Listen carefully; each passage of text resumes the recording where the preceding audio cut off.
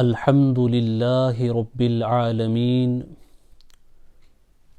والحمد للہ حمد الشاکرین والصلاة والسلام على سیدنا ومولانا محمد طب القلوب ودوائها وعافیة الابدان وشفائها ونور الابصار وضیائها صلاة المحبین المتبعین وعلى آلہ وصحبہ ومن تبعہ بإحسان إلى یوم الدین اما بعد فاعوذ باللہ من الشیطان الرجیم بسم اللہ الرحمن الرحیم الا ان اولیاء اللہ لا خوف علیہم ولا هم يحزنون صدق اللہ العظیم وصدق فیما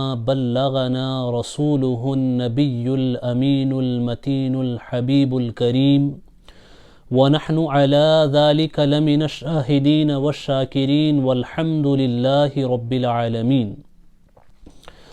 بگرداب بلا افتاد کشتی ضعیفاں و شکستاں رات و پشتی بحق خواجہ عثمان ہارون مدد کن مدد کن مدد کن یا معین الدین چشتی غوث اعظم بمن بے سر و ساما مدد قبلہ دی مدد کعبہ ایماں مدد شاہ بے کس نوازی کن طبیبہ چار سازی کن مریض درد عصیانم اغثنی یا رسول اللہ صلی اللہ تعالی علیہ وسلم۔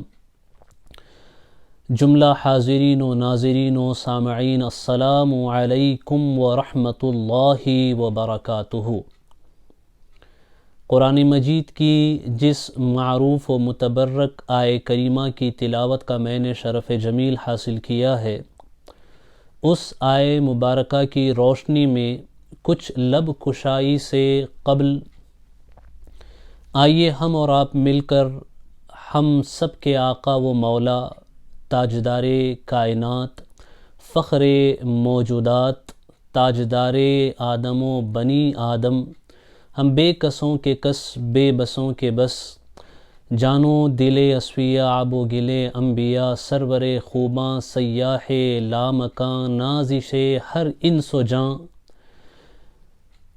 بے کسوں کے کس بے بسوں کے بس نائب مطلق قادر مطلق تاجدار کون مالک و مختار سرور کائنات صلی اللہ تعالی علیہ وسلم کی بارگاہ میں بہت ہی ادب و احترام کے ساتھ درود پاک کا ہدیہ نچھاور کریں، پڑھیں اللہم صلی علی سیدنا و مولانا محمد طب القلوب و دوائها وعافیت الابدان و شفائها و نور الابصار و ضیائها و آلہ و صحبہ و بارک وسلم۔ میرے پیارے آقا کریم صلی اللہ تعالی علیہ وسلم کے چاہنے والوں، پیارے دیوانوں، الحمدللہ رب العالمین، یہ بڑی سعادت کی بات ہے کہ آج کی اس نشست میں اس عظیم قوم کے حوالے سے، اس عظیم جماعت کے حوالے سے لب کشائی کی سعادت میسر آ رہی ہے، جو بلا شک و شبہ اس کائنات کے بہترین افراد ہیں، کیونکہ دنیا میں کوئی کسی مالدار کا دوست ہوتا ہے، کسی سیاستداں کا دوست ہوتا ہے، کسی بادشاہ کا دوست ہوتا ہے، کسی صاحب اقتدار کا دوست ہوتا ہے، لیکن آج جن نفوس قدسیہ کے حوالے سے ہم لب کشائی کرنے کی سعادت حاصل کر رہے ہیں، وہ صاحب اقتدار، اہل سیاست، اہل ثروت، بادشاہ، وہ دنیا داروں کے دوست نہیں، وہ ہیں جن کے حوالے سے اللہ کا کلام فرماتا ہے بے شک وہ اللہ کے دوست ہیں، وہ اللہ والے ہیں، وہ اللہ کے دوست ہیں۔ اللہ کریم ادب کے ساتھ، احترام کے ساتھ حق کہنے، حق سننے اور حق پر عمل کرنے کی توفیق عطا فرمائے۔ اللہ تبارک و تعالیٰ نے قرآن مجید میں بڑے ہی صراحت کے ساتھ اور خوبصورت اسلوب میں فرمایا، اور فرمانے کا طریقہ بھی، انداز بیان بھی اس قدر نرالا ہے کہ ان کی شان کے بیان ہونے سے پہلے اللہ نے لوگوں کو خبردار کیا، لوگوں کو الرٹ کیا، آگاہ کیا۔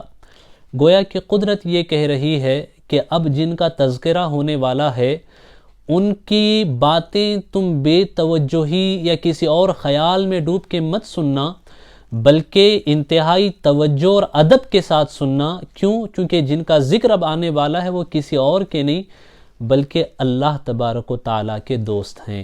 قرآن کہتا ہے الا ان اولیاء اللہ، بے شک اللہ کے ولیوں کو لا خوف علیہم ولا هم یحزنون، ان پہ کوئی خوف نہیں ہے اور نہ ہی وہ رنجیدہ ہوتے ہیں۔ ان پہ خوف کوئی کیوں نہیں ہے؟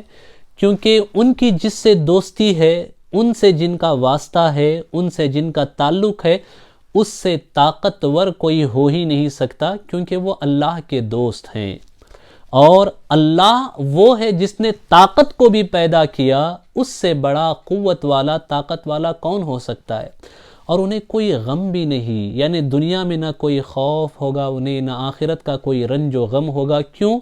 کیونکہ انہوں نے اپنی ہستی کو مٹا دیا ہے، اپنے آپ کو مٹا دیا، اور وہ اللہ کی رضا کے لیے اپنے نفس کو ایسے انہوں نے قربان کر دیا کہ انہیں من کان للہ وکان اللہ لہو کا مژدہ میسر آ گیا۔ جو اللہ کے ہو گئے اللہ ان کا ہو گیا۔ اب جو زبان سے نکلتا ہے وہ قسمت بن جاتی ہے۔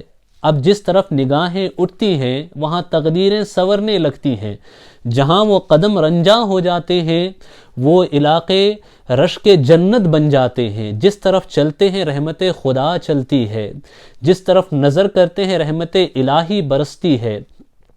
جب زبان کھلتی ہے تو زبان تو ان کی ہوتی ہے، لیکن حدیث قدسی کی روشنی میں اگر ہم کہیں تو کہنا خدا کا ہوتا ہے۔ وہ اللہ سے اس قدر قرب حاصل کر لیتے ہیں، اللہ کے اتنے قریب آ جاتے ہیں کہ قربان جائیں۔ حدیث قدسی میں مولا فرماتا ہے کہ میں ان کا ہاتھ بن جاتا ہوں جس سے وہ پکڑتے ہیں، میں ان کی آنکھ بن جاتا ہوں جس سے وہ دیکھتے ہیں، میں ان کے قدم بن جاتا ہوں جس سے وہ چلتے ہیں۔ اور پھر فرمایا گیا کہ خبردار من عاد لی ولیا فقد آذنتہ بالحرب، تم چاہے جو بھی بن جاؤ لیکن میرے جو دوست ہیں، میرے جو اولیاء ہیں، میرے جو ولی ہیں، اولیاء اللہ، ان سے کبھی عداوت و بغض مت رکھنا، کیونکہ جس نے ان سے بغض و عداوت کی اس نے گویا کہ اللہ سے جنگ کا اعلان کر دیا۔ گستاخی تم کرو گے، جواب وہ نہیں دیں گے، قدرت کی طرف سے ہوگا۔ دنیا کی تلوار چلتی ہے تو گردن کٹتی ہے، جب قدرت کی تلوار چلتی ہے تو انسان ایمان سے ہاتھ دھو بیٹھتا ہے۔ تو اولیاء اللہ کا جب بھی تذکرہ ہو، اولیاء اللہ کی جب بھی باتیں ہوں، اللہ والوں کا جب بھی ذکر ہو، سراپا ادب بن جاؤ، ان کی محبتیں اپنے دل میں بساؤ، کیونکہ ان کی محبتوں ہی سے یہ بنجر دل گلشن بنتے ہیں۔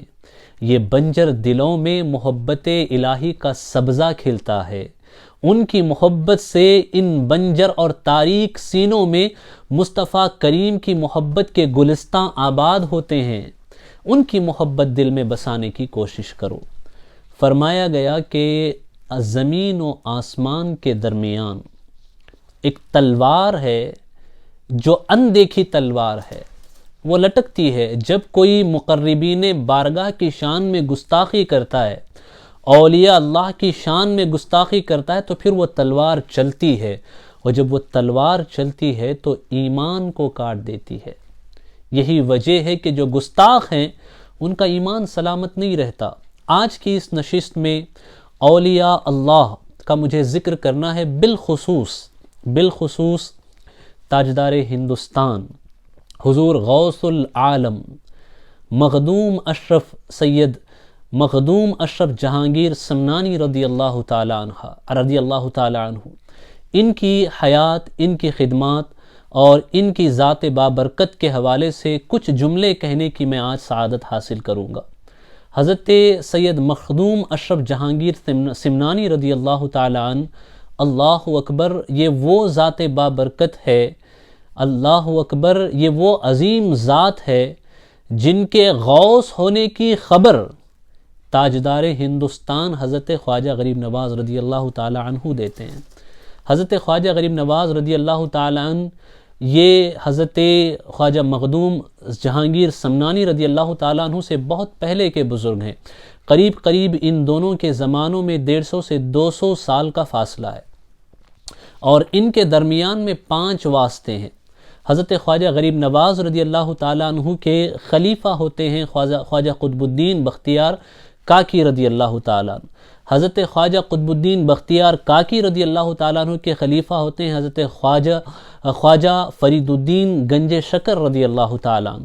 ان کے خلیفہ ہوتے ہیں حضرت خواجہ نظام الدین محبوب الہی سلطان العارفین رضی اللہ تعالیٰ عنہ، اور ان کے خلیفہ ہوتے ہیں حضرت خواجہ عقی سراج رضی اللہ تعالیٰ عنہ، اور ان کے مرید و خلیفہ ہوتے ہیں خواجہ علاء الحق والدین پنڈوی رضی اللہ تعالیٰ عنہ، اور ان کے مرید و خلیفہ ہوتے ہیں حضرت خواجہ مخدوم سمنا جہانگیر سمنانی رضی اللہ تعالیٰ عنہ، مخدوم اشرف جہانگیر سمنانی رضی اللہ تعالیٰ عنہ۔ گویا کہ یہ 5 واسطے ہیں، لیکن ان 5 واسطوں سے پہلے حضرت خواجہ صاحب نے فرمایا کہ مخدوم اشرف وہ ہے جو آئے گا ہندوستان میں، اور اللہ مخدوم اشرف جہانگیر سمنانی کو غوثیت عالم کا مرتبہ عطا فرمائے گا، وہ اپنے وقت کے غوث ہوں گے۔ آپ اس سے اندازہ لگا سکتے ہیں کہ حضرت خواجہ مخدوم اشرف جہانگیر سمنانی رضی اللہ تعالی عنہ کی عظمت کیا ہے، آپ کا مقام کیا ہے، آپ کا مرتبہ کیا ہے۔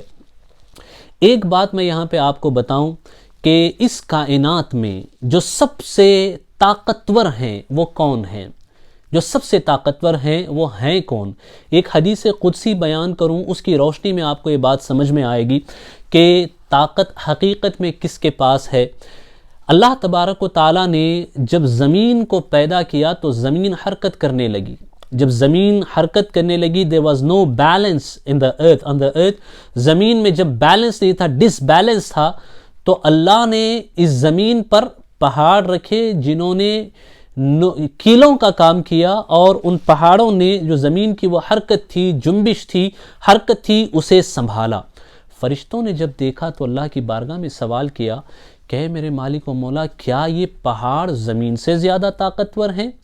تو اللہ نے فرمایا ہاں، یہ پہاڑ زمین سے زیادہ مضبوط و طاقتور ہیں۔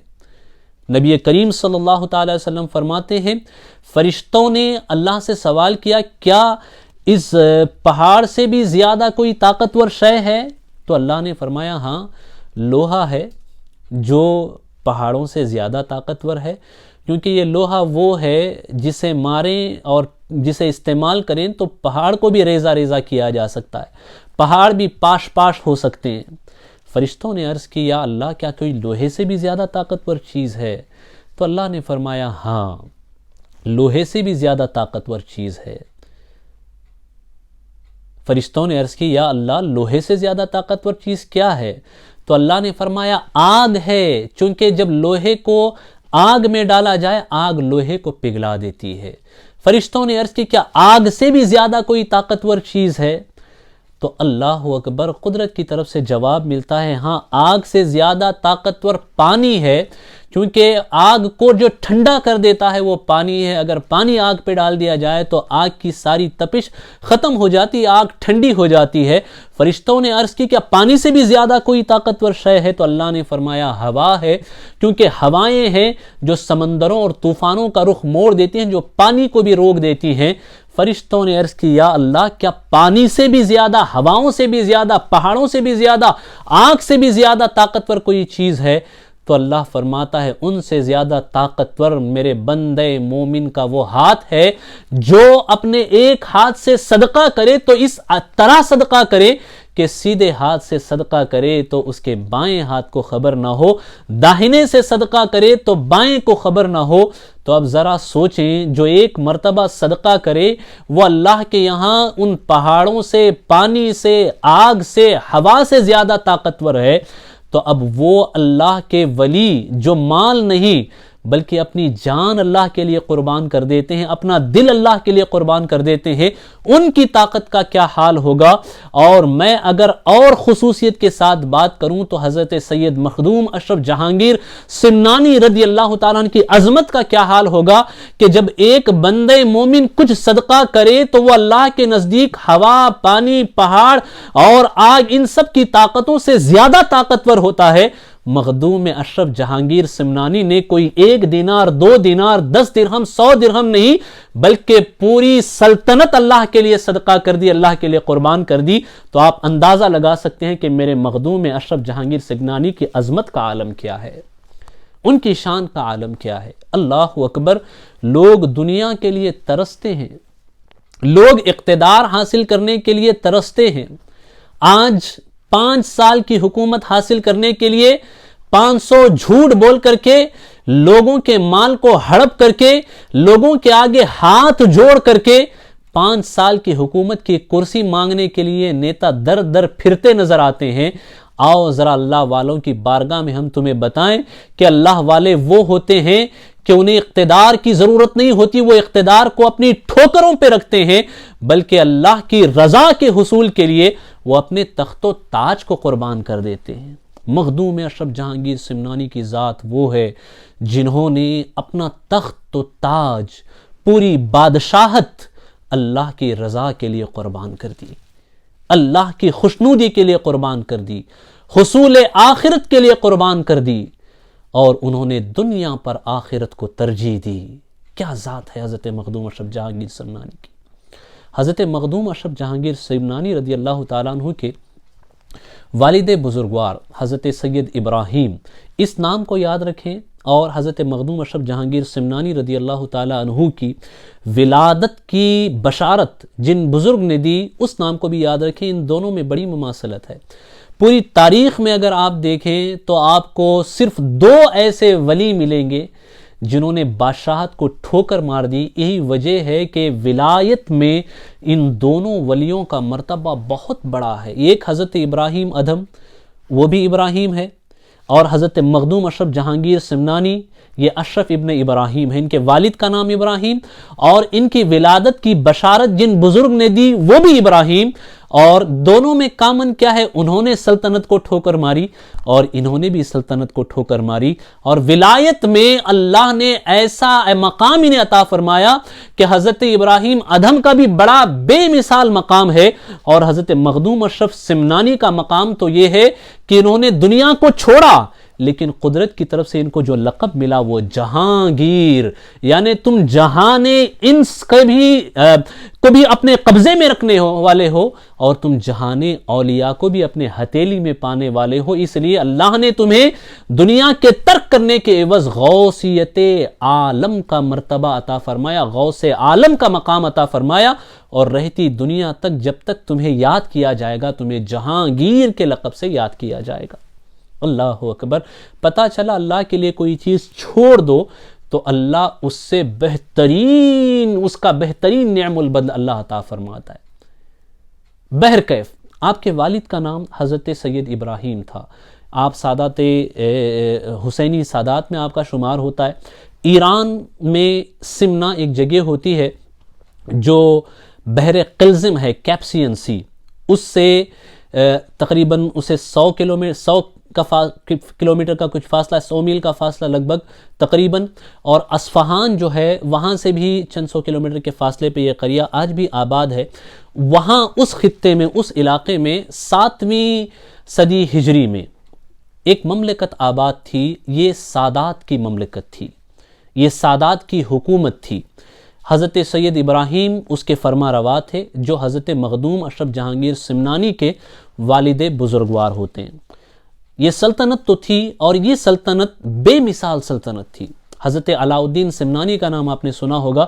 امام علاء الدین سمنانی کی ذات وہ ذات ہے کہ علماء آپ کا نام لیتے لیتے سراپا ادب بن جاتے ہیں۔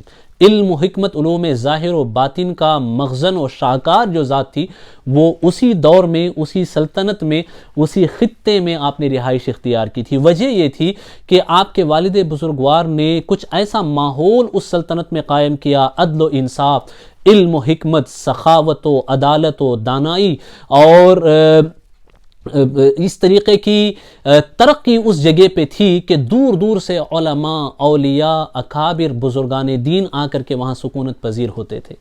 ان میں ایک نام جو سر فہرست آتا ہے حضرت امام علاء الدین سمنانی کا ہے۔ یہ حضرت مخدوم اشرف جہانگیر سمنانی کے معاصر بزرگ ہیں، گرچہ آپ سے عمر میں بڑے ہیں لیکن دونوں کا زمانہ ایک زمانہ ہے۔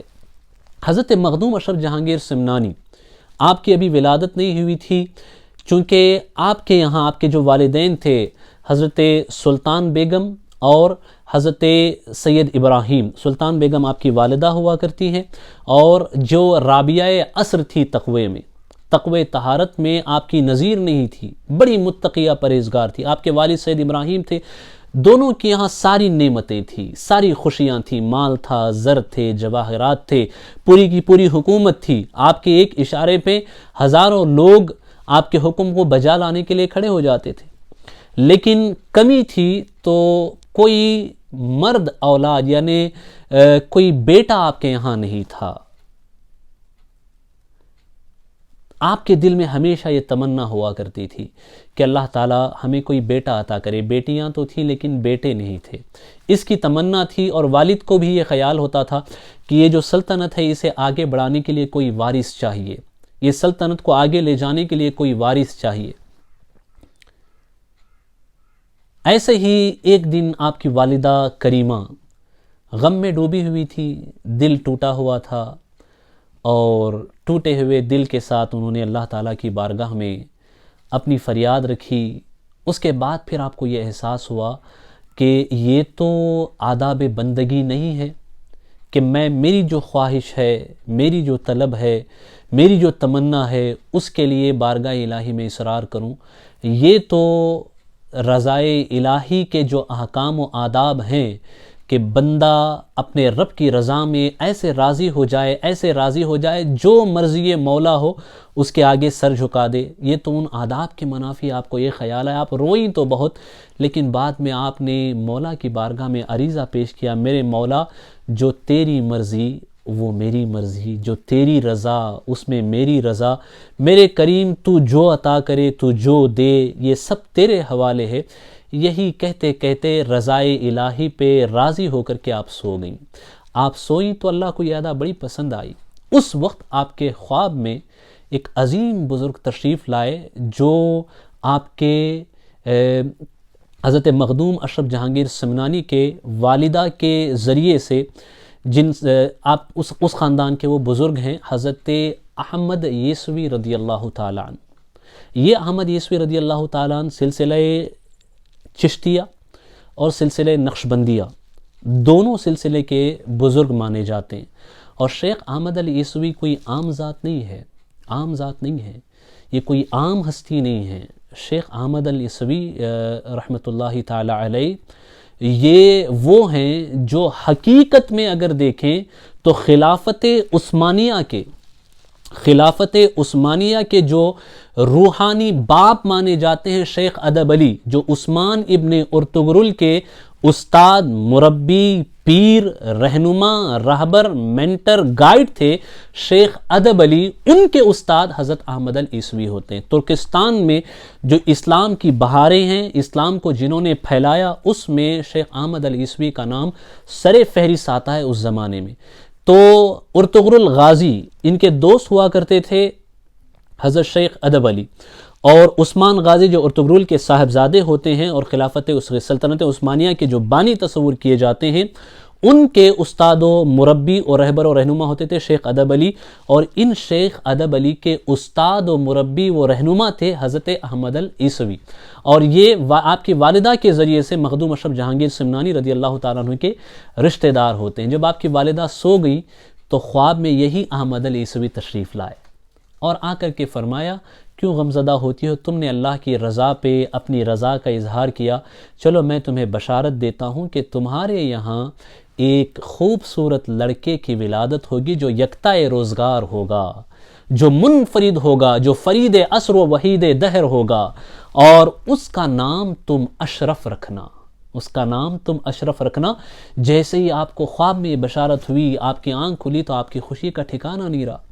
آپ نے اپنے شوہر سید ابراہیم سے اس کا ذکر کیا۔ اس خواب کی بشارت کو بھی چند ہی دن گزرے تھے کہ آپ اپنے شوہر کے ہمراہ حضرت سید ابراہیم جو حضرت مخدوم اشرف جہانگیر سمنانی کے والد ہوتے ہیں، ان کے ساتھ آپ کی والدہ اپنے محل کے احاطے میں کہیں باغ میں بیٹھی ہوئی تھی، تو اچانک آپ نے کیا دیکھا کہ ایک درویش آپ کی طرف آ رہے ہیں، ایک مجذوب بزرگ آپ کی طرف آ رہے ہیں، اور وہاں آنے کا کوئی راستہ بھی نہیں تھا۔ یہاں تک کہ جو پہرے دار تھے ان کو بھی محسوس نہیں ہوا کہ یہ بزرگ آئے کہاں سے، کیونکہ جس طرف سے وہ آ رہے ہیں وہاں آنے کا کوئی راستہ ہی نہیں ہے، نہ واپس جانے کا کوئی راستہ ہے۔ بہرکیف وہ آئے، جب آئے تو سید ابراہیم جو تھے انہوں نے ان کا بڑا اکرام کیا، اور ان بزرگ کا نام بھی حضرت ابراہیم ہی تھا، ان بزرگ کا نام بھی حضرت ابراہیم تھا۔ انہوں نے آپ کے حضرت مخدوم اشرف جہانگیر سمنانی کے والد بزرگوار جو کہ فرما روا تھے، اس کے باوجود آپ نے ان کو بلند مقام پہ بٹھایا اور آپ خود نیچے تشریف لائے، چونکہ آپ علماء نواز تھے، آپ صرف حاکم نہیں تھے بلکہ اپنے وقت کے بڑے متقی و پرہیزگار تھے، علم نواز، علماء نواز، اولیاء نواز، اور اولیاء کے شیدا۔ یوں سمجھ لیجئے کہ جن کے گھر میں ولایت کا ایک تاجدار جنم لینے والا ہو، ان کے والد کی صفات کیا کیا ہوں گی اسے ہم گنا نہیں سکتے، اسے ہم بیان نہیں کر سکتے۔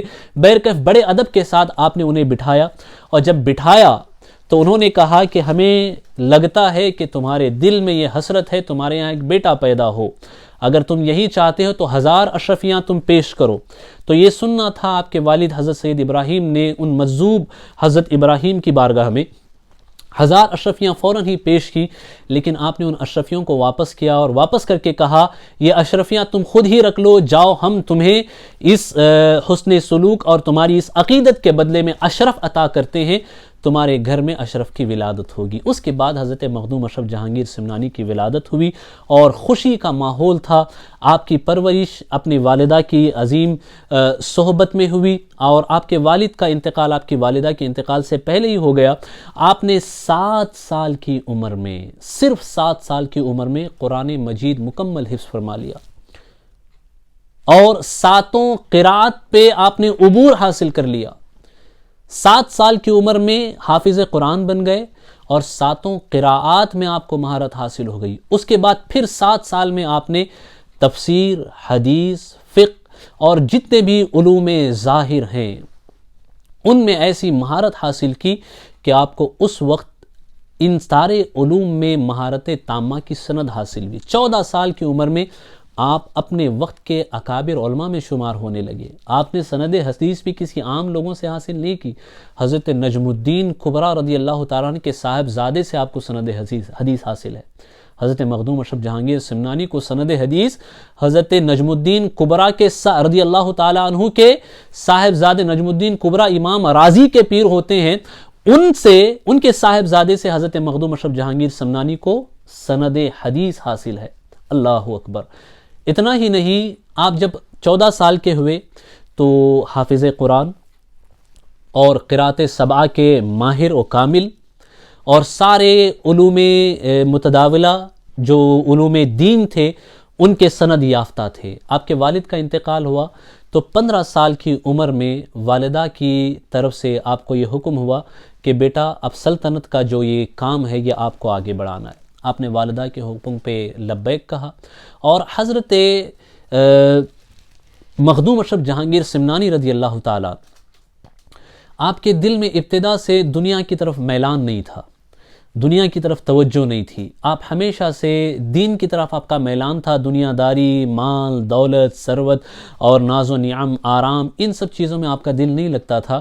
آپ کا دل ہمیشہ سے اس بات کا متلاشی تھا اور مطالب تھا، طلب کرتا تھا اور تقاضا کرتا تھا کہ آپ راہ خدا میں نکلیں۔ آپ کو سکون اللہ والوں کے ساتھ ملتا، اللہ والوں کی باتوں سے آپ کو سکون ملتا، تو آپ کے دل میں ابتدا ہی سے وہ ساری کیفیات تھی جو ایک غوث کے لیے ضروری ہوتی ہیں، ایک غوث عالم کے لیے ضروری ہوتی ہیں، گویا کہ اسی وقت سے قدرت نے آپ کے دل کو صاف کر دیا تھا، آپ کے دل کو پاک کر دیا تھا دنیا کی آلائشوں سے۔ لیکن والدہ کا حکم تھا تو آپ نے تقریباً 10 سال تک آپ کا عہد خلافت رہا۔ 25 سال کی عمر کو جب آپ پہنچے تو وہ وقت آن پہنچا جب سمنان کے اس گلستان سے یہ مہکتا گلاب ہندوستان کے گلستان میں ایسا کھلنے والا تھا کہ اس کی خوشبو سے صدیوں تک ہندوستان کے شمال و جنوب اور ہندوستان کے مشرق و مغرب مہکنے والے تھے۔ لہٰذا 27ویں شب تھی رمضان المبارک کی، رمضان مبارک کی 27ویں شب تھی۔ حضرت خضر علیہ السلام کے ذریعے سے آپ کو یہ بشارت ملی، آپ کو یہ نوید ملی، آپ کو یہ خبر ملی کہ اب آپ کو اس تخت و تاج کو چھوڑ کر کے ہندوستان کا رخ کرنا ہے۔ کیونکہ ہوتا تو یہ ہے کہ مرید پیر کے انتظار میں ہوتا ہے، لیکن اللہ نے آپ کو یہ انفرادیت عطا فرمائی ہے، یہ مقام عطا فرمایا ہے کہ آپ کے پیر ہندوستان میں آپ کا انتظار کر رہے ہیں، آپ کے پیر ہندوستان میں آپ کی راہ دیکھ رہے ہیں۔ مصطفیٰ کریم سے جو انہیں امانتیں میسر آئی ہیں، ان امانتوں کو آپ کو سونپنے کے لیے وہ آپ کے انتظار میں ہیں۔ آپ نے والدہ سے اجازت لی اور کہا ماں مجھے اب جانا ہے، چونکہ اب جس سفر پہ مجھے جانا ہے، اب جس مملکت کو مجھے سنبھالنا ہے، وہ مملکت مال و دولت کی نہیں ہے، لیکن اس مملکت کا ہر فرد اس پوری کائنات کا تاجدار ہوتا ہے۔ مجھے اس مملکت کی ریاست ادا کی جانے والی ہے، مجھے مملکت ولایت کا تاجدار بنایا جانا ہے، ماں مجھے اجازت دیں۔ والدہ نے اجازت دی، اپنے چھوٹے بھائی کو زمام حکومت سپرد کیا اور وہاں سے نکل گئے۔ جب نکلے تو تقریباً 12,000 کا لشکر آپ کے ہمراہ تھا، لیکن آپ کے دل میں یہ خیال تھا کہ میں تو جا اللہ کے لیے رہا ہوں، تو مجھے اس لشکر کی کیا ضرورت ہے، میں تو اپنے مولا کی راہ میں نکل چکا ہوں اور پیر کے پاس مجھے پہنچنا اس شوق میں جا رہا ہوں، تو مجھے اس لشکر کی کیا ضرورت ہے۔ لہذا آپ نے اس لشکر کو واپس کر دیا۔ کچھ لوگوں نے اصرار کیا کہ نہیں حضور ہم آپ کے ساتھ رہنا چاہتے ہیں، لیکن آپ نے ان کو بھی واپس کر دیا۔ یہی وجہ ہے کہ یہ آپ کا سمنان سے ہندوستان کا جو سفر ہے تقریباً 2 سال کا یہ سفر ہے، 2 سال کا یہ سفر ہے۔ اس سفر میں ہمیں بہت زیادہ واقعات یا آپ کے قیام کی روایتیں نہیں ملتی ہیں۔ کیونکہ آپ سمنان سے نکلے تھے اور مرشد کی بارگاہ میں حاضر ہونے کا شوق اور مرشد کا جو انتظار ہے، اس انتظار کا خیال بھی آپ کے ذہن میں تھا کہ میرے مرشد میرا انتظار فرما رہے ہیں، میرے رہنما میرا انتظار فرما رہے ہیں، میرے مربی میرا انتظار فرما رہے ہیں۔ تو اس خیال سے آپ نے بسرعت اپنے سفر کو وہاں سے طے کیا۔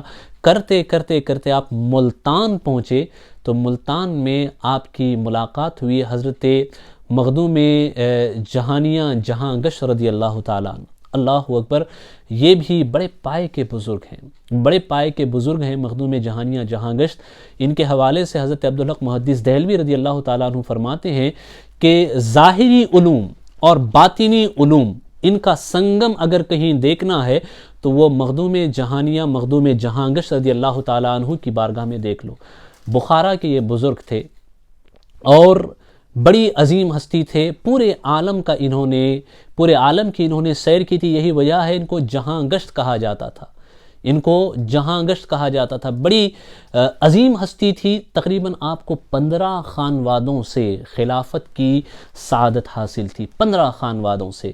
یہی وجہ ہے کہ جہاں علماء آپ کے علم کا لوہا مانتے، وہیں اولیاء بھی آپ کے کمالات کو تسلیم کرتے، اور آپ کے کمالات اور آپ کے مرتبے کے آگے اولیاء اپنی گردنیں جھکاتے ہوئے نظر آتے۔ 3 دن تک حضرت مخدوم اشرف جہانگیر سمنانی رضی اللہ تعالیٰ عنہ نے وہاں قیام کیا۔ سلسلہ قادریہ کی خلافت آپ کو حضرت مخدوم میں جہانیہ جہاں گشت رضی اللہ تعالیٰ عنہ ان کی طرف سے میسر آئی، انہوں نے وہ خلافت بھی عطا کی اور فرمایا کہ اے اشرف آپ جلدی کریں، جائیں، آپ کے پیر آپ کے انتظار میں ہیں۔ اللہ اکبر، ذرا اس عظمت کا اندازہ کیجئے، اس مقام کا اندازہ کیجئے، اس شان کا اندازہ کیجئے کہ پیر جن کے لیے انتظار کر رہا ہو، اور ہندوستان کے تاجدار، ہندوستان کے بادشاہ سلطان ہند جن کی غوثیت کا اعلان ان کی ولادت سے پہلے کر رہے ہوں، اس ذات بابرکت کا عالم کیا ہوگا، اس ذات بابرکت کی عظمت کا کیا حال ہوگا۔ اللہ اکبر، آپ آئے، سفر طے کرتے ہوئے آئے۔ یہاں محققین نے کچھ باتیں ذکر کی ہیں کہ جب آپ پہلی مرتبہ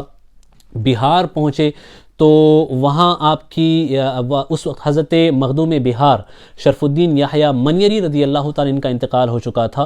لیکن اگر آپ حضرت مخدوم بہار یحییٰ منیری رضی اللہ تعالیٰ ان کی تاریخ وفات کو آپ اپنے ذہن میں رکھیں اور حضرت مخدوم اشرف جہانگیر سمنانی کی تاریخ ولادت اور پھر آپ کے تاریخ سفر کو اگر آپ سامنے رکھیں تو یہ ایسا لگتا ہے، یہ بات ظاہر ہوتی ہے کہ جو حضرت مخدوم بہار یحییٰ منیری رضی اللہ تعالیٰ عنہ کا وصال ہوا ہے، یہ آپ کی پہلی مرتبہ جب ہندوستان آمد ہوئی تھی اس وقت نہیں ہوا تھا، بلکہ آپ پہلی مرتبہ ہندوستان آئے، بیعت و خلافت حاصل کی، پھر آپ ہندوستان سے باہر گئے، پھر آئے، پھر گئے، پھر تیسری مرتبہ جب آئے اور بہار میں آپ کا گزر ہوا تو اس وقت حضرت یحییٰ منیری شرف الدین یحییٰ منیری رضی اللہ تعالیٰ عنہ ان کا انتقال ہوا. حضرت یحییٰ منیری رضی اللہ تعالیٰ عنہ یہ بھی حضرت خواجہ نظام الدین اولیاء کے فیض یافتہ ہیں. کس طریقے سے آپ بیعت ہونے کے لیے ان کی بارگاہ میں گئے تو بعض روایتیں کہتی ہیں کہ اس وقت آپ کا وصال ہو چکا تھا، لیکن بعض روایتیں کہتی ہیں کہ باحیات تھے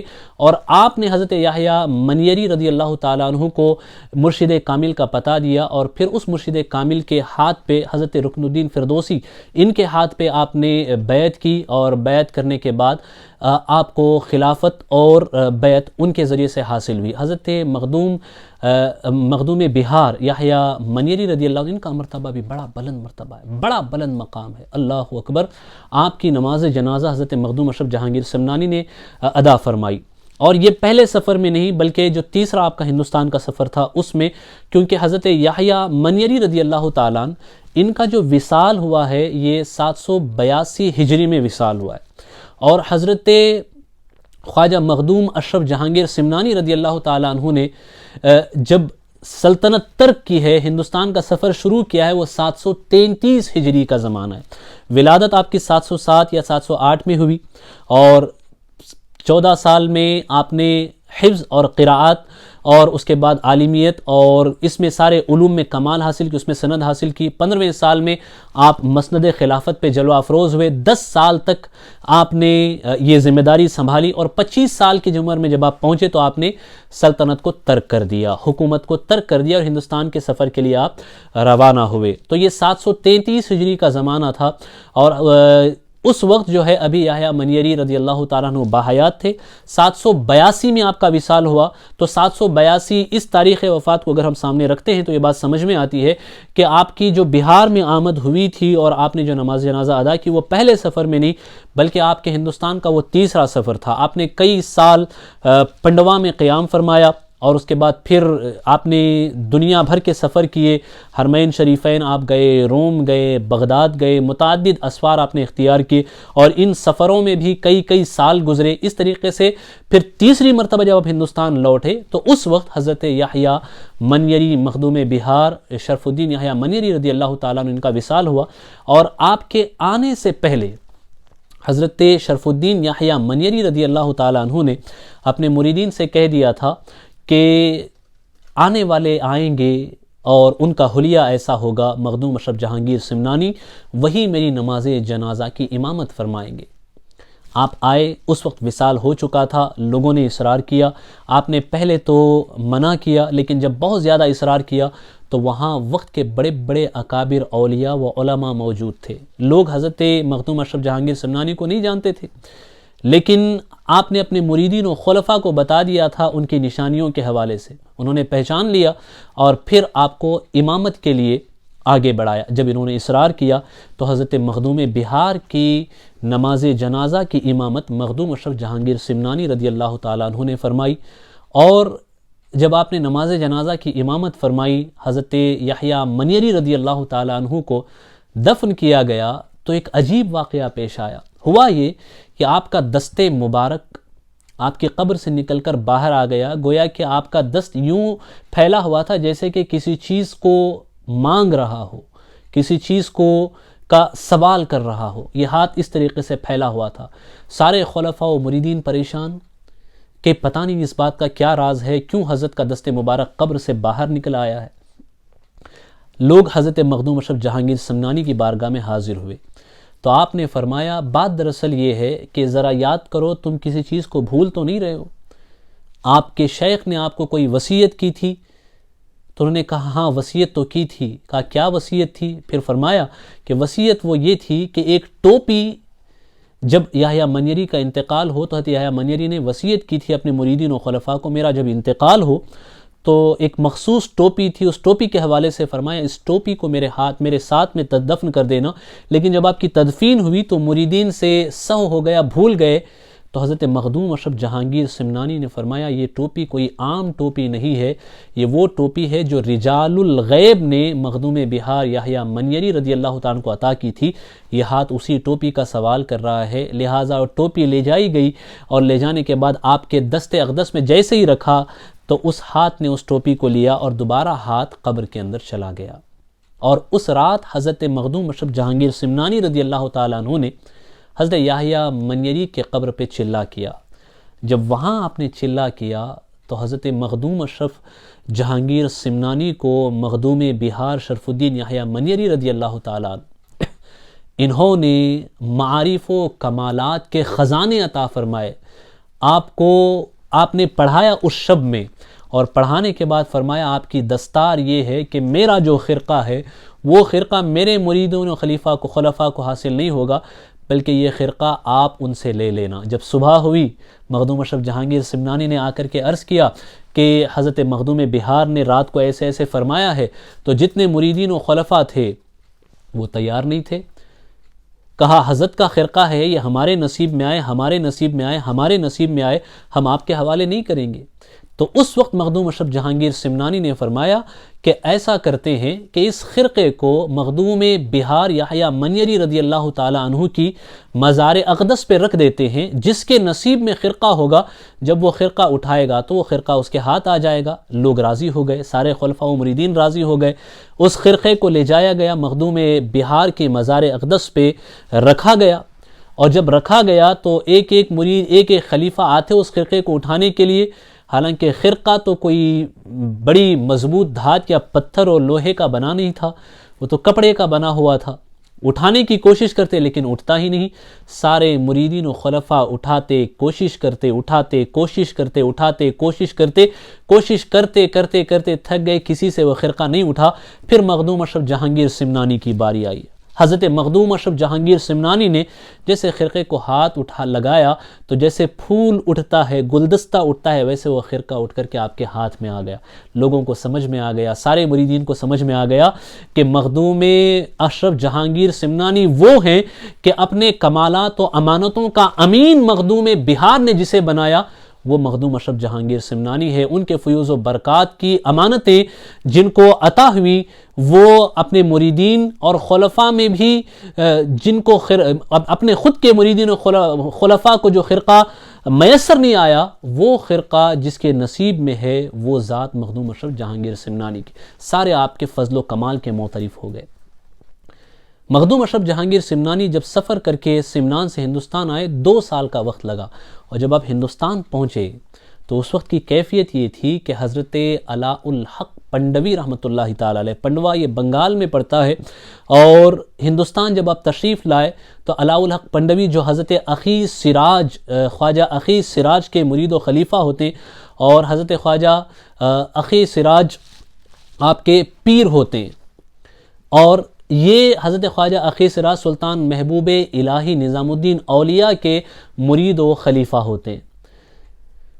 تو حضرت علاء الحق پنڈوی اپنے مریدین، خلفاء اور بہت سارے لوگوں کے ساتھ جب آپ کی آمد کی خبر انہیں ملی تو روحانی طور پہ تو خبر ہو ہی گئی تھی، تو آپ کے استقبال کے لیے تشریف لائے. ذرا سوچیں، یہ کوئی عام بات نہیں ہے کہ پیر اپنے مرید کے استقبال کے لیے آ رہا ہے اپنے خلفاء کو لے کر کے. یہ ذات ہے مخدوم اشرف کی، یہ ذات ہے مخدوم اشرف جہانگیر سمنانی رضی اللہ تعالیٰ عنہ کی. اللہ اکبر. تشریف لائے. تشریف لانے کے بعد آپ کا استقبال کیا، ماتھا چوما، سینے سے لگایا، اور پھر جو سواری تھی اس سواری میں سوار کیا. حضرت مخدوم اشرف لپٹ گئے قدموں سے، کہنے لگے حضور یہ آپ کی سواری ہے، میں اس میں کیسے سوار ہو سکتا ہوں؟ لیکن فرمایا نہیں، آؤ، مجھے یہی حکم ہے کہ میں تمہیں میری جو سواری ہے اس میں سوار کروں. اللہ اکبر. سوار کر کے لائے، اور پھر جب آئے کھانے کے لیے بیٹھے تو شفقت و محبت کے دریا تھے جو حضرت علاء الحق پنڈوی کی بارگاہ سے بہتے تھے، اور اس دریا میں فیض یاب ہوتے تھے حضرت مخدوم اشرف جہانگیر سمنانی رضی اللہ تعالیٰ۔ اللہ اکبر، آپ نے اپنے ہاتھ سے نوالے بنا بنا کر کے اپنے مرید کو کھلایا۔ کہیں دیکھا ہے پیر کی ایسی شفقت و محبت و عنایت مرید کے لیے؟ یہ انفرادیت حضرت مخدوم اشرف جہانگیر سمنانی کی ہے کہ جنہیں پیر اپنے ہاتھ سے کھلاتے ہیں۔ وہ کھلانا کیا تھا؟ گویا کہ خزانے تھے جو آپ عطا کر رہے تھے، علم و حکمت کے، معرفت کے خزانے تھے جو آپ عطا کر رہے تھے۔ یہاں تک کہ پان بھی آپ نے اپنے ہاتھ سے اپنے دہن مبارک سے نکال کر کے آپ کو کھلایا۔ تو یوں سمجھ لیجئے کہ جو امانتیں آپ کو حضرت نظام الدین اولیاء، اور ان سے پہلے حضرت خواجہ بابا فرید الدین گنج شکر، اور ان سے پہلے حضرت خواجہ قطب الدین بختیار کاکی، اور ان سے پہلے حضرت خواجہ معین الدین اجمیری سنجری رضی اللہ تعالیٰ عنہ، خواجہ عثمان ہارونی رضی اللہ تعالیٰ عنہ، ان سے جو امانتیں میسر آئی تھیں، علم و حکمت کے جو دریا میسر آئے تھے، وہ ساری فیوز و برکات کی نعمتیں اور خزانے آپ نے اپنے مرید کو عطا کر دی اور ان کے حوالے کر دی۔ ایک عرصے تک آپ کا قیام رہا، پھر آپ کو وہاں سے جونپور بھیجا گیا، اور پھر جونپور میں کچھ عرصے قیام رہا۔ اس کے بعد وہاں سے آپ کو بھیجا گیا، وہاں سے آپ تشریف لائے کچوچا کے پاس، وہاں پہ آپ کی خانقاہ بنی اور وہاں پہ آپ نے سکونت اختیار کی، وہاں آپ نے قیام فرمایا۔ یہ بھی بڑی عظیم بات ہے کہ حضرت خواجہ مخدوم اشرف جہانگیر سمنانی کے حیات میں جو بھی واقعات ہیں، ان واقعات کو اگر آپ دیکھیں تو اس میں جو خاص واقعات ہیں، وہ سارے واقعات بڑی مبارک راتوں میں پیش آئے۔ جیسے آپ کو ہندوستان آنے کی خبر ملی، حضرت خضر علیہ السلام کے ذریعے سے یہ فرمان ملا، حضرت خضر علیہ السلام، وہ 27ویں شب تھی، شب قدر تھی رمضان مبارک کی، اور اس کے بعد پھر آپ نے دنیا کو چھوڑا، دنیا داری کو چھوڑا، مملکت کو چھوڑا، حکومت کو چھوڑا، تو آپ کو جو لقب ملا، آپ کے دل میں ہمیشہ سے یہ خواہش ہوتی تھی کہ مجھے میرے پیر کی طرف سے کوئی ایک لقب ملے جو میرے نام کے ساتھ ہمیشہ جڑا رہے۔ تو یہ خواہش تھی۔ 15ویں شب تھی شعبان مکرم کی، یہ وہ شب ہے جس میں رزق تقسیم ہوتا ہے، نصیب بٹتا ہے، اور اسی نصیب بٹنے والی رات میں حضرت خواجہ علاء الحق پنڈوی رضی اللہ تعالیٰ عنہ نے حضرت مخدوم اشرف جہانگیر سمنانی کو یہ لقب عطا فرمایا کہ تم نے دنیا چھوڑی، لیکن اللہ کی طرف سے تمہیں یہ لقب ملتا ہے کہ تم جب بھی یاد کیے جاؤ گے، جہانگیر کے لقب سے یاد کیے جاؤ گے۔ جہانگیر کے معنی ہوتے ہیں جہان جس کے قبضے میں ہو، جس کی مٹھی میں ہو۔ اب تمہاری مٹھی میں صرف یہ ظاہری دنیا نہیں ہے، ولایت کی دنیا بھی تمہاری مٹھی میں ہوگی۔ تو جہانگیر کا لقب آپ کو 15ویں شب میں، شعبان کی مقدس شب میں ملا۔ اور اس کے بعد جب آپ کو اس علم و حکمت اور رشد و ہدایت کے سفر پہ روانہ کیے جانے کا وقت آیا، تو وہ وقت بھی 27 رمضان المبارک کا تھا۔ 27 رمضان المبارک شب قدر میں آپ کے مرید آپ کے پیر حضرت علاء الحق پنڈوی نے آپ کو حکم فرمایا، آپ کو فرمایا کہ اے اشرف، یہ وقت آ چکا ہے، اب آپ کو یہاں سے نکل کر کے مخلوق کی رشد و ہدایت کے لیے جانا ہے۔ جب آپ تشریف لائے کچوچا کے قریب، تو اس وقت کے حالات عام حالات نہیں تھے۔ کچوچا مقدسہ اس وقت آج جیسا نہیں تھا جیسا کہ آج ہے۔ اس وقت وہاں پہ ایک جوگی کا قبضہ ہوا کرتا تھا، ایک ڈھونگی جوگی۔ آج بھی بہت سارے ہیں جو ڈھونگ کے یوگی وہ جوگی ہوتے ہیں، ان کی فکر، ان کی سوچ، ان کی زبانیں اتنی گندی ہیں کہ شیطان بھی شرما جائے، شیطان بھی شرما جائے، ایسی گندی ان کی فکر و سوچ و زبان ہوتی ہے، جو ونعوذ باللہ من ذالک زندہ تو زندہ مردہ عورتوں کی عصمت دری کے حکم دیتے ہیں، اپنے ماننے والوں کو کہتے ہیں کہ ان کی عصمت دری، ایسے درندہ صفت، درندہ ذہن ہوتے ہیں آج کل کے ڈھونگی یوگی۔ ایسا ہی ایک جوگی یوگی ڈھونگی وہاں پہ تھا، وہ ایک علاقے پہ قبضہ جمائے ہوئے تھا، آس پاس کے جو لوگ ہوتے ان پہ وہ اپنا روب جھاڑتا تھا۔ انہی میں سے ایک شخص ہوا کرتے تھے جمال الدین راوت۔ جب حضرت خواجہ مخدوم اشرف جہانگیر سمنانی اس علاقے میں پہنچے تو آپ نے مریدین سے مشورہ کیا کہ یہ وہ جگہ ہے جہاں مجھے قیام کرنا ہے، چونکہ پیر نے کچھ نشانیاں بتائی تھی۔ بتایا یہ گیا تھا کہ ایک درخت کے نیچے آپ آرام کریں گے تو وہ درخت کی ٹہنیاں آپ کو سایہ کریں گی، سورج کی دھوپ آپ پہ نہیں پڑے گی۔ تو ایک درخت کے نیچے آپ نے آرام کیا، وہاں وہ ٹہنیاں سورج کی دھوپ سے آپ کو بچاتی تھی، تو آپ سمجھ گئے کہ یہی جگہ ہے جہاں مجھے قیام کرنا ہے۔ تو آپ نے مریدین سے مشورہ کیا، تو مریدین نے کہا کہ حضور، یہاں کی سب سے بہترین جگہ وہ ہے جس پہ اس جوگی نے قبضہ کر رکھا ہے۔ تو آپ نے وہی جمال الدین راوت جو اسی دن آپ کی ارادت میں داخل ہوئے تھے ان سے کہا، اور یہ جمال الدین راوت جو تھے ان کا حال یہ تھا کہ وہ شروع سے بچپنے سے اس جوگی سے ڈرتے تھے، ان کے دل میں خوف ہوا کرتا تھا، لیکن جب آپ حضرت مخدوم اشرف جہانگیر سمنانی کے حلقہ ارادت میں داخل ہوئے تو حضرت مخدوم اشرف جہانگیر سمنانی نے فرمایا کہ اب جو ہے آپ جائیں اور جانے کے بعد اس جوگی کو اس جگہ سے ہٹائیں۔ تو آپ نے کہا حضور میں کیسے کر سکتا ہوں؟ کہا اے جمال الدین راوت اب ڈرنے کا وقت نہیں ہے، آپ کی نسبت مخدوم اشرف جہانگیر سمنانی سے ہو گئی ہے، آپ مخدوم اشرف جہانگیر سمنانی کے مرید ہیں جو شیر ولایت ہیں۔ شیر ولایت ان جیسے ڈھونگی جوگیوں اور گیدڑوں سے نہیں ڈرتے ہیں، جائیے آپ، ہم آپ کی پشت پہ ہیں۔ حضرت جمال الدین راوت آئے، جب آئے تو مکالمے ہوئے، باتیں ہوئی، جوگیوں نے مطالبہ کیا، 500 جوگی اس جوگی کے ساتھ وہاں رہتے تھے قبضہ کر کے۔ جوگیوں نے کہا ذرا دکھاؤ تمہارا کوئی کمال، تو انہوں نے کہا ہم تو کرامت دکھانے کے لیے نہیں آئے ہیں، ہم کرامت ایسے دکھا کر کے تفاخر حاصل نہیں کرنا چاہتے، ہم کرامت دکھا کر کے اپنا مقام و مرتبہ بڑھانا ایسی کوئی چیز ہمارے یہاں نہیں ہوتی، کیونکہ اللہ نے خود ہمارے لیے اتنی عزت دے دی ہے کہ ہمیں کرامتیں دکھا کر کے شہرت حاصل کرنے کی ضرورت نہیں ہے۔ پھر اس جوگی کی طرف سے چونٹیوں کا ایک لشکر بھیجا گیا، جب چونٹیوں کا لشکر بھیجا گیا تو اس لشکر کا مقابلہ جمال الدین راوت کی ایک نظر سے آپ نے نظر ڈالی، پھر یہ ہوا کہ وہ چونٹیوں کا لشکر تباہ ہو گیا، شیروں کا ایک لشکر بھیجا گیا۔ اللہ اکبر! اس جوگی کو یہ نہیں معلوم تھا کہ یہ جو سامنے جمال الدین راوت ہیں یہ اللہ کے شیر ہیں، مخدوم اشرف جہانگیر سمنانی کے مرید ہیں، ان کے فیض یافتہ ہیں، ان کے فرسودہ ہیں، ان کے بھیجے ہوئے ہیں اور ان کی طرف سے روانہ کیے گئے ہیں۔ اسے یہ نہیں معلوم تھا کہ آئین جواں مردہ ہے حق گوئی وہ بے باکی، اللہ کے شیروں کو آتی نہیں روباہی۔ اس نے شیروں کا لشکر بھیجا تو حضرت جمال الدین راوت کی نظر سے وہ شیروں کا لشکر بھی شکست کھا گیا۔ تو جب جوگیوں نے یہ دیکھا تو پھر وہ سمجھ گئے کہ ہماری ان کے آگے کچھ چلنے والی نہیں ہے۔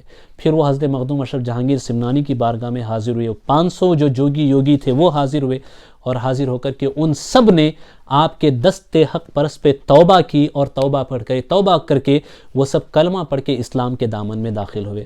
اور تاریخ میں آتا ہے کہ اس دن جب اس جوگی اور 500 جوگیوں نے توبہ کر کے اسلام قبول کیا تو 5000 لوگوں نے اس دن کلمہ پڑھ کر کے اسلام قبول کیا، مسلمان ہو گئے۔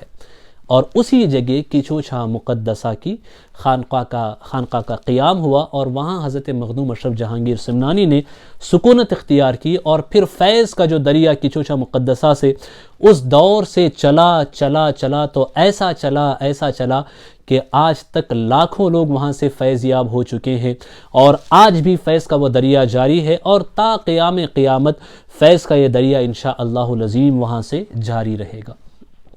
حضرت مخدوم اشرف جہانگیر سمنانی رضی اللہ تعالیٰ عنہ کی حیات کے کچھ بہت ہی اہم واقعات ہیں جو ہم آپ کو بتانا چاہتے ہیں۔ اگر میں ان کی سیرت پہ پوری طریقے سے گفتگو کروں تو مجھ بے مایا اور خالی تہی دست انسان کے پاس اتنی اوقات و حیثیت ہی نہیں ہے کہ میں ان کی حیات کے حوالے سے کچھ گفتگو کروں۔ بس یہ انہی کا کمال ہے، انہی کا شرف ہے کہ مجھے اس ذات بابرکت کے حوالے سے کچھ جملے کہنے کی سعادت میسر آ رہی ہے۔ یہ میری خوش نصیبی ہے، میری خوش قسمتی ہے، یہ میری سعادت ہے اور میری قسمت کی معراج ہے کہ حضرت مخدوم اشرف جہانگیر سمنانی رضی اللہ تعالیٰ عنہ کے حوالے سے کچھ جملے میں آج کی اس نشست میں آپ کی نظر کر رہا ہوں۔ میں آپ کو بتانا چاہتا ہوں حضرت مخدوم اشرف جہانگیر سمنانی، اللہ اکبر، کیسے جہاں دیدہ تھی آپ کی فراست۔ ایک تو آپ نے مملکت کو سنبھالا ہی تھا، 10 سال تک آپ کا عہد خلافت یہ سنہری حرفوں سے لکھے جانے کے قابل ہے۔ بے مثال عہد خلافت تھا آپ کا، اور یہی وجہ ہے کہ جب ہندوستان بھی آپ تشریف لائے تو آپ نے صرف روحانی میدان میں لوگوں کی تربیت نہیں کی، نہیں، بلکہ دنیاوی معاملات میں جن چیزوں کی ضرورت ہوتی ہے دین کی ظاہری تبلیغ کو آگے بڑھانے کے لیے، اس طریقے کے افراد آپ نے تیار کیے۔ نور العین حضرت عبدالرزاق رضی اللہ تعالیٰ، ایک مرتبہ آپ حضرت مخدوم اشرف جہانگیر سمنانی کے ساتھ سفر کے لیے نکلے۔ جب سفر کے لیے نکلے تو آپ نے مکہ معظمہ کا ارادہ کیا۔ آپ کو مکہ معظمہ کے سفر کے ارادے سے آپ نکلے تو جب بندرگاہ پہ پہنچے تو وہاں علماء کا ایک بہت بڑا ہجوم تھا۔ ان علماء میں اپنے وقت کے ایک بے مثال عالم جمال الدین بدخشانی بھی ہوا کرتے تھے، اور یہ بہت بڑے تاجر بھی ہوا کرتے تھے، بہت بڑے تاجر ہوا کرتے تھے۔ نوجوانوں یاد رکھو، صرف ڈگری حاصل کر کے جاب کے پیچھے جاؤ گے تو صرف پکوڑے تلنا ہی ملے گا۔ میں تمہیں یہ کہنا چاہتا ہوں کہ جاب کرنا یہ تمہارا مطمع نظر نہیں ہونا چاہیے۔ نوجوانوں، یہ تمہاری ایم نہیں ہونی چاہیے کہ میں ڈگری کر لوں، کہیں جاب حاصل کر لوں، نہیں، تجارت کو پیشہ بناؤ، تجارت کو پیشہ بناؤ، کیونکہ حضرت فاروق اعظم رضی اللہ تعالیٰ عنہ فرماتے ہیں کہ جب مسلمان تجارت کو ترک کر دیں گے تو حال یہ ہوگا کہ تمہارے مرد کافر مردوں کے غلام ہوں گے اور تمہاری عورتیں کافر عورتوں کی غلام ہوگی۔ تجارت میں اللہ نے برکت رکھی ہے، یہی وجہ ہے کہ تاجدار انبیاء نے ونعوذ باللہ من ذالک کوئی کسی کی نوکری نہیں کی، کوئی جاب نہیں کیا۔ اللہ نے جو پیشہ نبی کریم کے لیے چنا وہ تجارت تھا۔ تجارت سنت ہے۔ مجھے بتاؤ، تجارت یہ دنیا داری کے لیے نہیں، تجارت دنیا داری کے لیے نہیں، دنیا حاصل کرنے کے لیے نہیں، بلکہ رضائے الہی کے لیے کرو، اعلاء کلمت الحق کے لیے کرو، دین کی ترویج و اشاعت کے لیے کرو۔ ہر نوجوان کے ذہن میں یہ جذبہ ہونا، دل میں یہ جذبہ ہونا چاہیے، ذہن میں یہ ارادہ ہونا چاہیے، عزم ہونا چاہیے کہ ہم ڈاکٹر بھی بنیں گے، لائر بھی بنیں گے، بیرسٹر بھی بنیں گے، انجینئر بھی بنیں گے، لیکن ساتھ ہی ساتھ وقت کے ایک عظیم بزنس مین بھی بنیں گے، ایک عظیم تاجر بھی بنیں گے۔ مجھے بتاؤ، امام اعظم سے بڑھ کر کے بھی کوئی متقی و پرہیزگار آپ کو نظر آئے گا؟ وہ اپنے وقت کے بہت بڑے تاجر ہوا کرتے تھے۔ حضرت عبد الرحمن ابن عوف سے بڑھ کر کے کوئی تاریخ دنیا تمہیں مل سکتا ہے؟ حضرت عبد الرحمن ابن عوف رضی اللہ تعالی عنہ کی جو تجارت، ان کا جو انکم تھا تجارت کا اور جو آؤٹ کم تھا، اسے اگر ہم شمار کریں تو آج کے حساب سے، اس ٹائم کے حساب سے 527 ملین سٹرلنگ پاؤنڈ میں اس کا حساب ہوتا ہے۔ 527 ملین سٹرلنگ پاؤنڈ، ایک سٹرلنگ پاؤنڈ ہندوستان کے 100 روپے کے برابر ہوتا ہے، 100 روپے کے برابر، اور اس وقت 527 ملین سٹرلنگ پاؤنڈ حضرت عبد الرحمن ابن عوف رضی اللہ تعالی عنہ کی تجارت کا سامان اور اتنی ان کی آمدنی تھی۔ اور حضرت عبد الرحمن ابن عوف سے بڑھ کر کے، اس صحابی رسول سے بڑھ کے کوئی تاریخ دنیا ہو سکتا ہے جنہوں نے حضور کی بارگاہ سے فیض حاصل کیا؟ یہی وجہ ہے کہ انہوں نے دنیا اللہ کے لیے حاصل کی، اور جب بھی دین کے لیے ضرورت پیش آئی تو آپ 700 اونٹ، ہزار اونٹ، اللہ اکبر، راہ خدا میں خرچ کر دیا کرتے تھے، راہ خدا میں دے دیا کرتے تھے۔ لیکن آج ہمارے مسلم نوجوان ونعوذ باللہ من ذالک تجارت سے اس قدر غافل ہیں کہ تجارت تو چھوڑو، وہ کسی کی نوکری کرنے کے لیے در در پھرتے نظر آتے۔ نہیں، تجارت کو پیشہ بناؤ، تجارت بہت ضروری ہے، کیونکہ تجارت ہی ہے جو تمہیں اکنامکلی سٹیبل بنائے گی، اقتصادی طور پہ تمہیں آگے بڑھائے گی۔ تم کسی کے محتاج نہیں رہو گے، بلکہ تمہاری سچویشن اور تمہارا سٹیٹس ایسا رہے گا کہ تم 10 20 25 بے روزگاروں کو روزگار دینے کے قابل رہو گے۔ میں نہیں کہتا کہ ڈاکٹری مت پڑھو، ڈاکٹر بنو، لیکن بزنس مین بھی بنو۔ جانتے ہو، یہ جو دنیا میں صرف 1 بلین یہودی، 1 سے 2 بلین کے قریب یہ یہودی ہیں، لیکن پوری دنیا پہ حکومت کرتے۔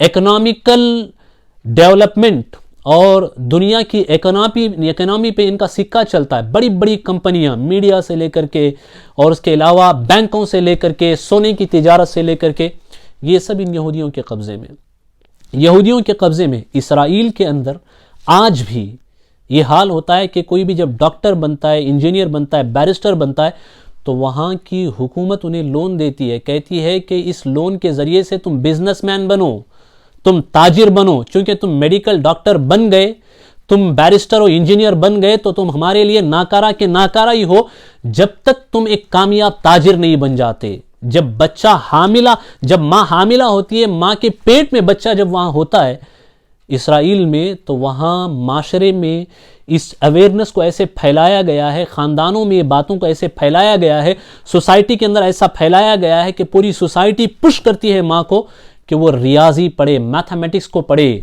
تاکہ بچے کے ذہن پہ اس کا اثر پڑے۔ اور وہ بچہ پیدا ہونے والا ایک کامیاب تاجر بن سکے۔ جب تک تاجر نہیں ہے تو وہ ناکارہ ہے، یہ سوچ ان کی ہے، اور یہی وجہ ہے کہ دنیا کی تجارت میں ان کا قبضہ ہے۔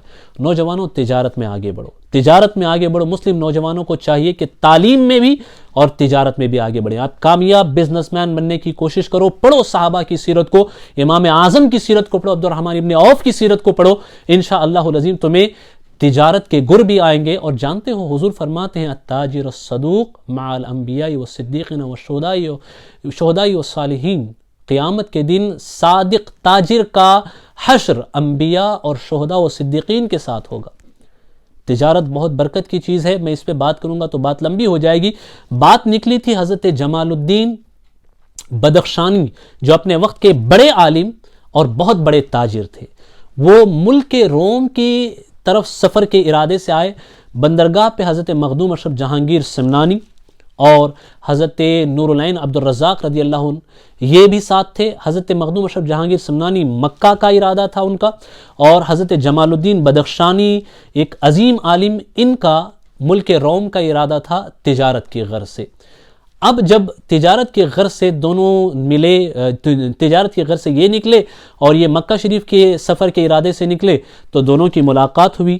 تو اس درمیان میں حضرت عبد الرزاق نور العین انہوں نے جمال الدین بدخشانی سے صحبت اختیار کی، ان کے ساتھ رہے۔ تو اس درمیان میں جمال الدین بدخشانی نے یہ جان لیا کہ حضرت عبد الرزاق نور العین یہ علم دوست ہیں، علم کی پیاس ان کے اندر اتنی ہے، یہ بہت کچھ حاصل کرنا چاہتے ہیں۔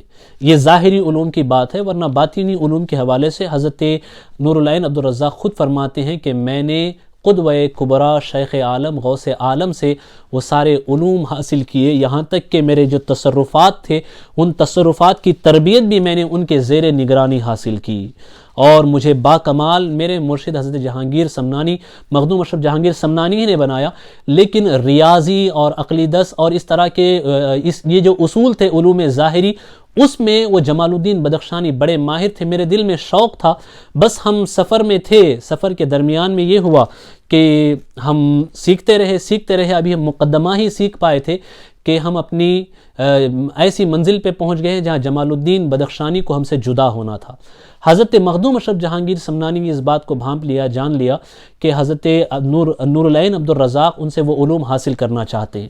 جب آپ نے اس اشتیاق کو بھانپ لیا تو آپ نے اپنے خدام سے کہا کہ جمال الدین بدخشانی سے پوچھو کہ وہ ملک روم کی تجارت کے لیے جو جا رہے ہیں ان کا سامان تجارت کتنے کا ہے۔ پوچھا گیا تو انہوں نے فرمایا 1,20,000 دینار، 1,20,000 دینار کا سامان تجارت اپنے وقت کا ایک ماہر عالم اپنے ساتھ اس وقت لے کر کے روم میں جا رہا تھا، روم کی طرف جا رہا تھا۔ اتنی مالیت، اتنی تجارت کا مال وہ لے کر کے جا رہے تھے، کیونکہ انہیں روم میں جا کے تجارت کرنی بھی تھی، پھر وہاں سے مال خریدنا بھی تھا، اور پھر وہاں سے مال لا کر کے انہیں چین میں بیچنا تھا۔ چائنا جو آج اپنی مارکیٹ کو پوری دنیا میں پھیلا رہا ہے، اس چین میں روم سے مال لا کر کے اس وقت کے علماء تجارت کیا کرتے تھے۔ تو علماء کو بھی، نوجوانوں کو بھی یہاں سے درس حاصل کرنے کی ضرورت ہے۔ پتہ چلا کہ 1,20,000 دینار اتنی مالیت کا مال تجارت روم میں بکے گا، پھر وہاں سے جو مال حاصل ہوگا وہ اور لا کر کے چین میں بکے گا، اس کی بھی مالیت 1,20,000 دینار ہوگی۔ اس وقت حضرت مخدوم اشرف جہانگیر سمنانی رضی اللہ تعالیٰ عنہ ذرا سوچیں، علم کے لیے اسی لیے فرمایا گیا کہ اہل علم کی جو فضیلت ہے، اہل علم کا جو مقام ہے اور علم کی جو اہلیت ہے، وہ صرف اہل علم ہی جان سکتے ہیں، اہل علم ہی پہچان سکتے ہیں۔ جہلا کو علم کی نہ اہمیت پتہ ہوتی ہے، نہ علماء کی اہمیت پتہ ہوتی ہے۔ علماء کا مقام و مرتبہ اہل علم ہی پہچانتے ہیں۔ حضرت مخدوم اشرف جہانگیر سمنانی اپنے کارندوں کو حکم دیتے ہیں کہ جمال الدین بدخشانی کو 1,20,000 دینار ادا کریں، اور پھر ان سے یہ وعدہ بھی کریں کہ آپ کہیں نہ جائیں، آپ روم کی تجارت کے لیے جو جا رہے ہیں اس کو مؤخر کریں، ہم اس تجارت میں جتنا بھی آپ کا مال ہوگا وہ مال آپ کو پیشگی یہاں ادا کر دیں گے، اور اس کے بعد چین میں جا کر آپ کو جو مال بیچنا ہے اور اس سے جتنی رقم آپ کو حاصل ہونی، آمدنی حاصل ہونی ہے، وہ بھی ہم آپ کو ادا کر دیں گے۔ گویا کہ 2,40,000 دینار ہم آپ کو ادا کریں گے، اس کے بدلے میں آپ ہمارے صاحبزادے کو جو علوم وہ سیکھنا چاہتے ہیں وہ علوم سکھائیں۔ یہاں سے جہاں حضرت مخدوم اشرف جہانگیر سمنانی کی علم دوستی کا پتہ چلتا ہے، علم کی اہمیت آپ نے یہاں جو سکھائی ہے اس کا پتہ چلتا ہے۔ علم بہت بڑی نعمت ہے نوجوانوں، علم بہت بڑی دولت ہے۔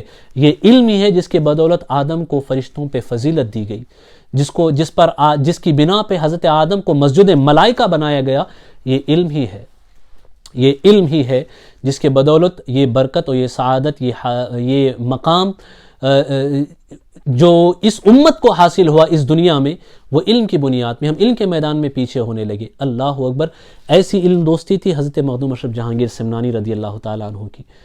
اس سے ہمیں سبق ملتا ہے کہ علماء کو تجارت بھی کرنی چاہیے اور حصول علم کے لیے پیسوں کی طرف نظر نہیں کرنا چاہیے۔ آج نوجوان یونیورسٹیوں کے لیے بڑی بڑی رقمیں ادا کرتے ہیں، لیکن علم دین اور دوسرے علوم کے حصول کی بات آتی ہے تو وہ پس و پیش کرتے ہیں۔ نہیں، یہ علم ایسا ہے کہ اس علم سے تمہیں دنیا میں بھی سرخروئی ملے گی اور آخرت میں بھی سرخروئی ملے گی۔ گویا کہ مخدوم اشرف جہانگیر سمنانی اپنے اس عمل اور کردار سے ہمیں پیغام دے رہے ہیں کہ دنیاوی مال خرچ کرنا ہے، خرچ کر دو، اور اس کے مقابلے میں علم آتا ہے، علم حاصل کر لو، کیونکہ مال ختم ہونے والا ہے، علم باقی رہنے والا ہے۔ مال فنا ہونے والا ہے، علم باقی رہنے والا ہے۔ حضرت علی کے اسی پیغام کو حضرت مخدوم اشرف جہانگیر سمنانی یہاں زندہ کرتے ہوئے نظر آ رہے ہیں، جس کے حوالے سے حضرت علی نے فرمایا، رَدِينَا قِسْمَةَ الْجَبَّارِ فِينَا لَنَا عِلْمٌ وَلِلْجُهَّالِ مَالٌ۔ اللہ کی اس تقسیم سے ہم راضی ہو گئے کہ علم ہماری قسمت میں، ہمارے نصیب میں آئے، اور جاہلوں کے نصیب میں مال جائے، دولت جائے۔ اللہ اکبر۔ علم کو اپنا مقصد بناؤ، مطمع نظر بناؤ، تجارت کو اپنا مطمع نظر بناؤ۔ یہ پیغام حضرت مخدوم اشرف جہانگیر سمنانی رضی اللہ تعالیٰ عنہ کی سیرت کے درس سے، آج ان کی حیات طیبہ پہ گفتگو کے جو لمحات، ان لمحات سے ہمیں میسر آتا ہے۔ مخدوم اشرف جہانگیر سمنانی یہ بہت بڑی شخصیت اور بہت بڑی بارگاہ ہے۔ اس بارگاہ سے ہزاروں لاکھوں لوگوں نے فیض پایا۔ ہم اللہ تعالیٰ کی بارگاہ میں دعا کرتے ہیں کہ اللہ ہمیں بھی ان کے فیض سے حصہ عطا فرمائے۔ حضرت امیر خسرو کے صاحبزادے تھے، ان کے صاحبزادے کے صاحبزادے، گویا کہ امیر خسرو کے پوتے ہوتے۔ امیر خسرو کس کمال کے شاعر ہیں، بلکہ یوں کہہ دوں کہ شاعری کا کمال اگر نچوڑ دو تو وہ حضرت امیر خسرو کی شکل میں ظاہر ہوتا ہے۔ اپنے وقت کے بڑے بڑے فاضل محققین شعراء، ان سب کو جما دو تو ان کا خلاصہ حضرت امیر خسرو کی شکل میں نکلتا ہے۔ لیکن آپ کے جو صاحبزادے تھے، ان کی طبیعت حضرت امیر خسرو کی طبیعت جیسی نہیں تھی، اور ان کے صاحبزادے یعنی ان کے پوتے وہ جو تھے، ان کی بھی طبیعت ویسی نہیں تھی۔ تو ایک مرتبہ ایسا تھا، ان کے والد آپ کو چاہتے تھے کہ حضرت امیر خسرو کی جو شعر گوئی کی روایت ہے، اس روایت کو ان کے پوتے آگے بڑھائیں۔ والد کی کوششیں ہوتی، لیکن ان کے صاحبزادے کا اس طرف خیال نہیں ہوتا، توجہ نہیں ہوتی۔ حضرت مخدوم اشرف جہانگیر سمنانی رضی اللہ تعالیٰ کا ایک مرتبہ گزر ہوا، اور آپ نے یہ بات ان کے سامنے رکھی کہ ان کی طبیعت کے اندر بہت کندی ہے، میں چاہتا ہوں کہ آپ اس طرف بڑھیں، لیکن یہ اس طرف کوئی خیال نہیں کرتے ہیں۔ حضرت مخدوم اشرف جہانگیر سمنانی کے اوپر کچھ کیفیات طاری ہوئی، اور انہی کیفیات کے کچھ لمحات تھے۔ ان لمحات میں حضرت امیر خسرو کے جو پوتے تھے، ان کو ان کی صحبت، ان کے ساتھ رہنا میسر آیا۔ آپ نے نظر ڈالی اور پھر یہ کہا کہ آپ کے دادا بڑے کمال کے شاعر تھے، آپ بھی شاعری کے میدان میں کیوں نہیں آگے بڑھتے؟ اتنا کہنا تھا، گویا کہ وہ زبان جو کبھی اشعار کہنے کے لیے اٹھتی نہ تھی، چلتی نہ تھی، اسی وقت آپ نے ایسے برجستہ اشعار کہے کہ تاریخ کے دامن میں آج بھی وہ اشعار ہیں، اور اپنے وقت کے عظیم شعراء میں ان کا بھی شمار ہونے لگا۔ اتنا ہی نہیں، حضرت مخدوم اشرف جہانگیر سمنانی کی نظر جن پہ پڑتی تھی، امیر تیمور لنگ جو بادشاہ ہے، اس کے امیروں میں ایک بادشاہ ہوا کرتے تھے، اس کے امیروں میں ایک امیر ہوا کرتے تھے، امیر علی۔ تو ان کے یہاں ایک مرتبہ حضرت مخدوم اشرف جہانگیر سمنانی کا قیام ہوا۔ وہ آپ کے بڑے معتقد ہوئے، لیکن وہ علم سے ان کو کوئی لینا دینا نہیں تھا۔ وہ ناخواندہ تھے اور پڑھنا لکھنا نہیں آتا تھا، لیکن آپ نے جب دیکھا حضرت مخدوم اشرف جہانگیر سمنانی رضی اللہ تعالیٰ عنہ کو، تو آپ کے فضائل، آپ کے کمالات کے بڑے معترف ہوئے، اور پھر وہ آپ کے مصاحبین میں سے ہونے لگے۔ آپ کے ساتھ رہنے لگے، تقریباً کئی سال تک انہوں نے آپ کی خدمت میں گزارے۔ پھر ایک دن ایسے ہوا کہ حضرت مخدوم اشرف جہانگیر سمنانی نے دیکھا کہ یہ کافی عرصے سے خدمت میں ہیں، تو اب انہیں کچھ دینے کا وقت آیا ہے، تو آپ نے اپنے آپ نے حضرت نور العین عبدالرزاق کو بلایا، انہیں بلایا، اور بلانے کے بعد فرمایا کہ میں اب آپ کے تصرف کو دیکھنا چاہتا ہوں کہ آپ کا تصرف کس درجے کا ہے۔ یہ امیر علی کئی عرصے سے ہماری خدمت میں رہے ہیں، آپ تصرف کیجئے، دیکھتے ہیں کہ آپ کے تصرف سے انہیں کیا کمالات حاصل ہوتے ہیں۔ اسی وقت آپ نے اپنی آنکھیں بند کی، مراقبہ کیا اور آپ نے تصرف فرمایا، تو حال یہ ہوا کہ وہ امیر علی جو کچھ پڑھنا لکھنا نہیں جانتے تھے، ان کے دل پہ معرفت کے راز کھلنے لگے، وہ معرفت کے اسرار و رموز سے واقف ہونے لگے۔ علماء کی ایک بہت بڑی جماعت وہاں بیٹھی تھی۔ حضرت مخدوم اشرف جہانگیر سمنانی نے فرمایا کہ یہ امیر علی کچھ پڑھے لکھے تو نہیں ہیں، لیکن انہیں اللہ کے فضل سے، نور العین عبدالرزاق کے تصرف سے، ہماری بارگاہ سے انہیں فیض ملا ہے ان کے توسط سے کہ اللہ نے ان پہ علم و حکمت و معرفت کے اسرار و رموز واشگاف کی ہے، کھول دیے ہیں۔ اب ان سے آپ کوئی بھی سوال کریں تو یہ آپ کو جواب دے سکتے ہیں۔ علماء اپنے وقت کے مختلف علوم و فنون کے حوالے سے حضرت امیر علی جو حضرت مخدوم اشرف کے حکم پر حضرت نور العین عبدالرزاق سے فیض جنہوں نے حاصل کیا، تو ان سے علماء سوال کرتے تو جواب ایسے دیتے کہ علماء حیران رہ جاتے۔ یہ نظر عنایت تھی مخدوم اشرف جہانگیر سمنانی کی۔ واعظ و نصیحت کا بھی بڑا نرالا عالم تھا۔ جب مکہ پہنچے تو مکہ کے اکابر علماء نے آپ سے یہ اصرار کیا کہ آپ وعظ فرمائیں۔ فصیح عربی زبان میں جو آپ نے وعظ فرمایا تو پوری کی پوری محفل رو رہی تھی، آپ دیدہ تھی، یہاں تک کہ قرب و جوار کے جو بدو ہوتے تھے وہ سب آ کر کے آپ کی گفتگو کو ایسے سنتے تھے، لوگ کہتے تھے کہ علماء اور عام عوام دونوں آپ کے کلام سے ایسے ایک ساتھ سرشار ہو رہے ہیں کہ علماء کے علم میں اضافہ ہو رہا ہے اور جو عام عوام ہیں ان کے دل سدھرتے اور سنورتے جا رہے ہیں۔ یہی حال بغداد پہنچے تو وہاں ہوا، یہی حال روم پہنچے تو وہاں ہوا۔ یہ کمالات اگر میں گنانے لگوں تو بڑی لمبی فہرست ہے اور میری بس کی بات بھی نہیں کہ میں پورے طریقے سے اس پہ روشنی ڈال سکوں۔ آج کے لیے ہم اس پہ اکتفا کرتے ہیں۔ اللہ تبارک و تعالی ہمیں حضرت مخدوم اشرف جہانگیر سمنانی رضی اللہ تعالیٰ عنہ کے فیوز و برکات سے اللہ مالا مال فرمائے، ان کا فیض کا دریا اور ان کے فیض کی برسات ہم پہ بھی برسے، وہ چھینٹیں ہمیں بھی میسر آئیں۔ اللہ تبارک و تعالی ہمارا حشر ان بزرگوں کے ساتھ فرمائے، کیونکہ بخاری کی کتاب التوحید کی یہ حدیث ہے کہ جو اولیاء اللہ کے مصاحب ہوتے ہیں، چاہنے والے ہوتے ہیں، حاضری دینے والے ہوتے ہیں، اگر وہ جہنم میں بھی چلے جائیں تو وہ جب اپنے بدعمالیوں کی بنا پہ اگر جہنم میں چلے جائیں تو وہاں دیکھ کر کے یہ اولیاء اللہ کی بارگاہ میں کہیں گے کہ یا اللہ ہؤلاء اخواننا کانوا یصلون معنا کانوا یقومون معنا کانوا یصومون معنا، اے اللہ یہ وہ ہیں جو ہمارے ساتھ قیام کرتے، ہمارے ساتھ روزہ رکھتے،